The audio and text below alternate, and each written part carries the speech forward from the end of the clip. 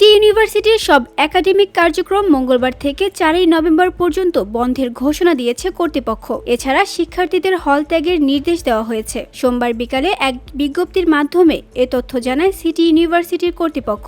বিজ্ঞপ্তিতে বলা হয়েছে, মঙ্গলবার থেকে আগামী 4 নভেম্বর পর্যন্ত সকল একাডেমিক কার্যক্রম বন্ধ থাকবে। ইউনিভার্সিটির 4টি আবাসিক হলের শিক্ষার্থীদের সন্ধ্যা 6টার মধ্যে হল ত্যাগের নির্দেশ দেওয়া হলো। সকালের দিকে সিটি ইউনিভার্সিটির পরিদর্শনে যান ড্যাফোডিল ইউনিভার্সিটির প্রশাসনের কর্মকর্তারা। এ সময় ক্ষয়ক্ষতির ক্ষতিপূরণ দেওয়ার আশ্বাস দেন তারা।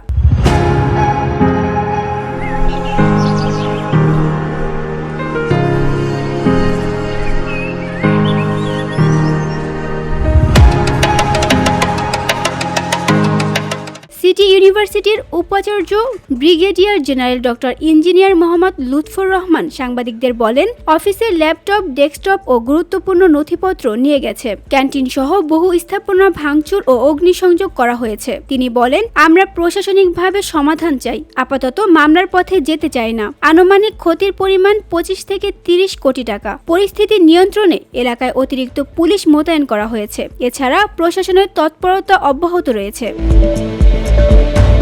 এর আগে রবিবার সন্ধ্যায় ড্যাফোডিল ও সিটি ইউনিভার্সিটির শিক্ষার্থীদের মধ্যে কথা কাটাকাটির জেরে সংঘর্ষ শুরু হয়। প্রায় 7 ঘণ্টাব্যাপী সংঘর্ষে রণক্ষেত্রে পরিণত হয় ইউনিভার্সিটির এলাকা। ভাঙচুর ও অগ্নিসংযোগ করা হয় অন্তত 15টি গাড়ি। ইউনিভার্সিটির প্রশাসনিক ভবনের কাচের জানালা, দরজা ও আসবাবপত্র ভাঙচুর করা হয়। VOD Bangla news desk.